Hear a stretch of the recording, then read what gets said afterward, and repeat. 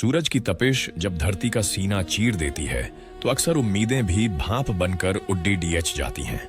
यह कहानी है रामपुर गांव के राघव की। वही गांव जहां की जमीन अब बंजर हो चुकी थी। बारिश ने मुंह फेर लिया था और गांव के ज्यादातर लोग अपनी जमीनें छोड़ शहर की चकाचौंध में मजदूरी करने जा रहे थे। राघव से भी सबने कहा, छोड़ दे, यह मिट्टी यहां अब सिवाय धूल के कुछ नहीं उगेगा। लेकिन राघव को अपनी मिट्टी की धड़कन सुनाई देती थी। सफलता का बीज जमीन में नहीं, इंसान के मन में बोया जाता है। राघव ने हार नहीं मानी।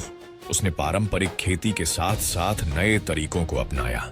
जब दुनिया सोती थी, राघव अपनी बंजर जमीन का इलाज कर रहा था। लोग हंसे, ताने मारे, पागल हो गया है, पत्थर से पानी निकाल रहा है। पर राघव का जवाब सिर्फ उसकी खामोशी और उसका पसीना था। उसे पता था कि किस्मत हाथों की लकीरों में नहीं, माथे के पसीने में होती है। दिन हफ्तों में बदले और हफ्ते महीनों में। यह इंतजार आसान नहीं था। कई बार मन टूटा, कई बार शरीर जवाब दे गया। लेकिन राघव ने अपने आंसुओं को जमीन पर गिरने नहीं दिया, बल्कि उन्हें अपने संकल्प का ईंधन बना लिया।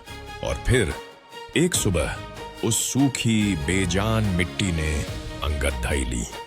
वह नन्हा सा हरा पौधा सिर्फ एक फसल नहीं थी, वह राघव के विश्वास की पहली जीत थी। जिस जमीन को दुनिया ने बंजर घोषित कर दिया था, आज वही जमीन सोना उगल रही थी। राघव की मेहनत ने न सिर्फ उसकी तकदीर बदली, बल्कि पूरे गांव को एक नई राह दिखाई। जो लोग शहर भाग रहे थे, वे अब राघव से सीखने आ रहे थे। याद रखिए, परिस्थितियां चाहे कितनी भी विपरीत क्यों न हो, अगर आपके इरादे में जान है तो बंजर जमीन भी आसमान छूने का हौसला दे सकती है। किसान सिर्फ अन्न नहीं उगाता, वह उम्मीद उगाता है।